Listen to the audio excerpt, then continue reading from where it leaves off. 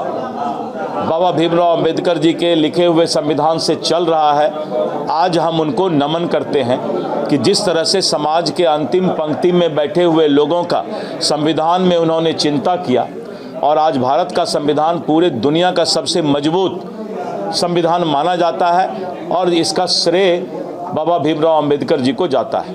उन्होंने एक सपना देखा था इस संविधान के माध्यम से कि समाज के सभी लोगों को बराबर का हक मिले, जीने का हक मिले और एक मजबूत लोकतंत्र के रूप में भारत जो है सबके साथ, सबका साथ और सबका विकास करे।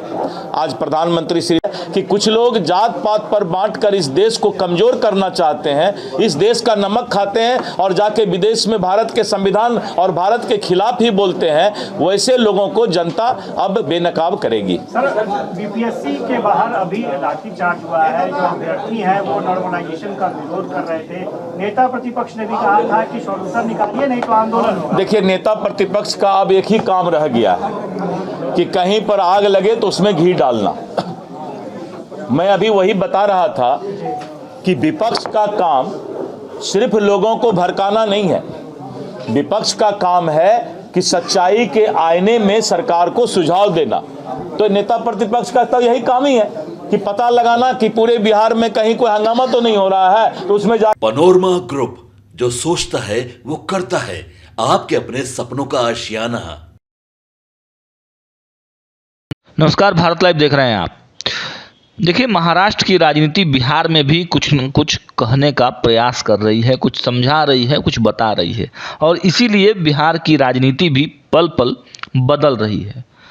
हम आपको लगातार अपडेट तो दे ही रहे हैं, लेकिन मंथन कर विश्लेषण करके भी बता रहे हैं कि आखिर अंदर खाने में चल क्या रहा है। देखिए, नीतीश कुमार जो कि मुख्यमंत्री हैं बिहार के, वो जब शपथ ग्रहण समारोह में जाते हैं तो उनको ले जाने का जिम्मा सम्राट चौधरी को दिया जाता है। आपको मालूम है कि सम्राट चौधरी भाजपा के वर्तमान के फायर ब्रांड नेता हैं और जिस प्रकार से वो मुख्यमंत्री नीतीश कुमार पर हमलावर रहे हैं, उसको लेकर कहा तो यही जा रहा था कि नीतीश कुमार और सम्राट चौधरी के बीच रिश्ते हमेशा ऐसे ही रहेंगे।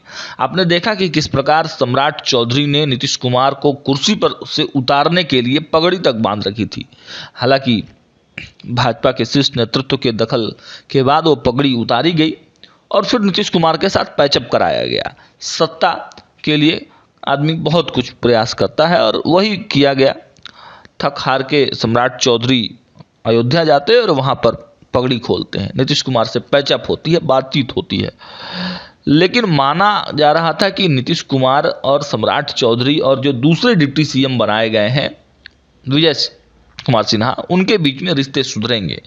तो फिलहाल विजय कुमार सिन्हा से तो बहुत ज़्यादा नज़दीकी नीतीश कुमार की नहीं दिख रही है, लेकिन हाँ, सम्राट चौधरी से नज़दीकी नीतीश कुमार की इन दिनों ज़रूर बढ़ी है और इसका साफ साफ उदाहरण आपको महाराष्ट्र वाले जो टूर था उसमें दिखाई दिया। सम्राट चौधरी, नीतीश कुमार गए थे महाराष्ट्र, वहाँ की राजनीति को देखा, वहाँ की राजनीति को समझा और हम आपको खबरें दिखा रहे हैं कि किस प्रकार अब बिहार एनडीए में भी नंबर 1 बनने की होड़ शुरू हो गई है।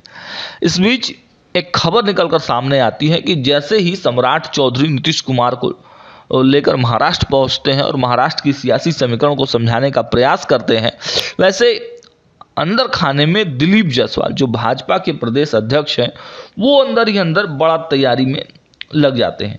दिलीप जायसवाल एक सुलझे हुए नेता हैं, एक बड़े कद्दावर नेता माने जाते हैं, मंत्री हैं बिहार सरकार में। लेकिन बयानों की अगर बात की जाए तो सम्राट चौधरी के बयान काफ़ी चर्चा में रहते थे, चाहे वो प्रदेश अध्यक्ष थे तब या फिर जब वो डिप्टी सीएम बन के रह गए तब।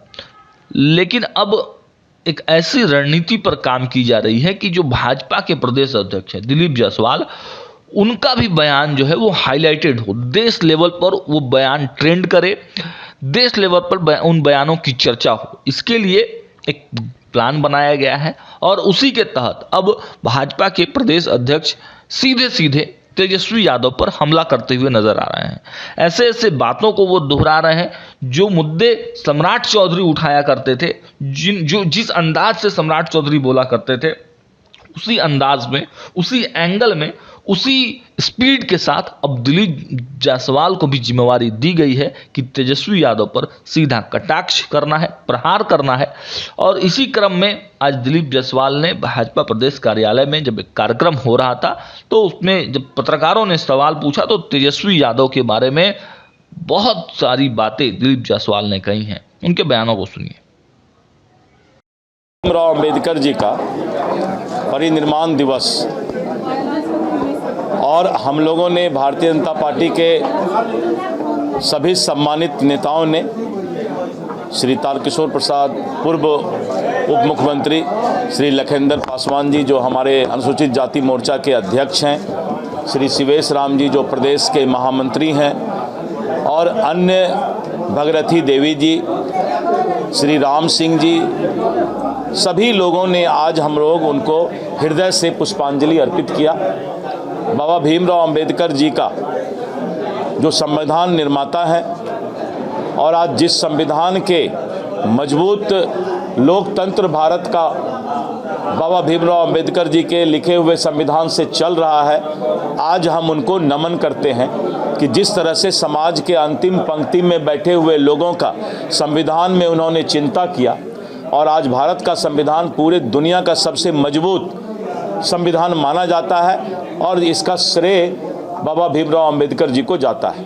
उन्होंने एक सपना देखा था इस संविधान के माध्यम से कि समाज के सभी लोगों को बराबर का हक मिले, जीने का हक मिले और एक मजबूत लोकतंत्र के रूप में भारत जो है सबके साथ, सबका साथ और सबका विकास करे। आज प्रधानमंत्री श्री नरेंद्र मोदी जी के नेतृत्व में भारत बाबा भीमराव अंबेडकर के संविधान के मजबूत आधार को लेकर वो चल रहे हैं और भारत आगे बढ़ रहा है और मुझे पूरा विश्वास है कि बाबा भीमराव अंबेडकर के सपना को श्री नरेंद्र मोदी जी के नेतृत्व में भारतीय जनता पार्टी और एनडीए पूरा करने का काम करेगी। देखिए, अगर पुराना इतिहास आप देखिए तो कांग्रेस के शासन में और पूर्ववर्ती शासन में जिन लोगों ने 70 वर्ष तक जो है इस देश पर राज किया और आपातकाल कोई भूल नहीं सकता है, तो संविधान का जिस तरह से संविधान बाबा भीमराव अंबेडकर के सपना को खंडित करने का काम किया, कभी भी कांग्रेस ने बाबा भीमराव अंबेडकर को सम्मान नहीं दिया।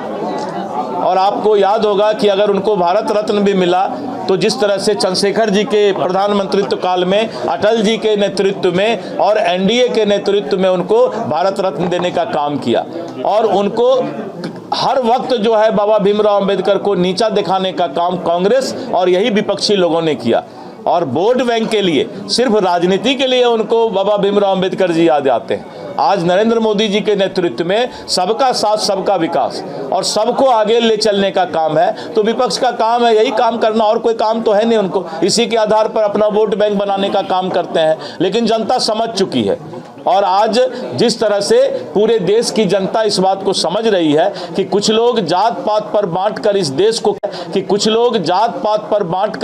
को कमजोर करना चाहते हैं, इस देश का नमक खाते हैं और जाके विदेश में भारत के संविधान और भारत के खिलाफ ही बोलते हैं, वैसे लोगों को जनता अब बेनकाब करेगी। सर, बीपीएससी के बाहर अभी लाठीचार्ज हुआ है, जो अभ्यर्थी हैं वो नॉर्मलाइजेशन का विरोध कर रहे थे।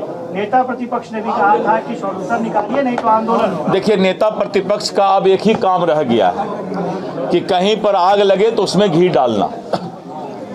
मैं अभी वही बता रहा था कि विपक्ष का काम सिर्फ लोगों को भड़काना नहीं है, विपक्ष का काम है कि सच्चाई के आईने में सरकार को सुझाव देना।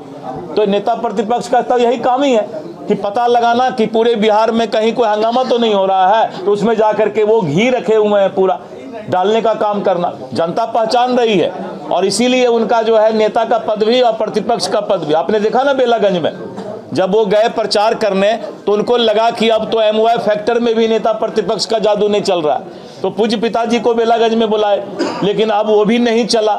इन लोगों को जनता बेनकाब कर रही है। इसी तरह का बात जो भी करेगी सरकार करेगी। अगर उस अभ्यर्थी को कोई दिक्कत है, सरकार एकदम सतर्क है और भावनात्मक फैसला सरकार लेती है हर वक्त। अभ्यर्थी के पक्ष में बात सोचती है, तो ये सब सरकार को सोचना है। उनका तो काम ही है बैठ करके सुबह सुबह तबला बजाना, ढोलक खरीद लिए हैं, सुबह सुबह ढोलक बजा रहे हैं, और क्या करें। यादव कह रहे हैं कि हमारी सरकार बनेगी तो 200 यूनिट बिजली। अभी तो है क्या, अगर हमारा और आपका बेटा प्रतिपक्ष के नेता के इतना पढ़ा लिखा होता तो उसको चपरासियों का नौकरी नहीं मिलता। इससे ज्यादा हम नहीं बोलेंगे। जो आदमी स्वयं में अपने जीवन में मौका मिला उनको पढ़ने लिखने का, आगे बढ़ने का, लेकिन अगर पिताजी का सहारा नहीं होता तो आज राजनीति में वो नहीं होते। तो राजनीति में है तो पिताजी के नाम के सहारे हैं, और काम तो वो फेल हो गए, इसलिए हम लोग उनको फेलस्वी बोलते हैं। उनका नाम थोड़ा बदला हुआ है। धन्यवाद जी, बहुत धन्यवाद। मनोरमा ग्रुप, जो सोचता है वो करता है। अगर ये वीडियो पसंद आई और वह बिहार के राजनीति और बिहारियत से सरोकार रखेनी तो सब्सक्राइब बटन दबा के चैनल के सब्सक्राइब कर ली। ओजे एगो घंटी बा, ओकरा बटन दबा देला से कुल सटीक और मारक खबर रुआ मुफ्त में मिल जाई। अगर रुआ पत्रकारिता के हमनी के नया प्रयोग में सहयोग कर चाहतानी तो ज्वाइन बटन दबा दी। पेटीएम नंबर नोट कर ली 9386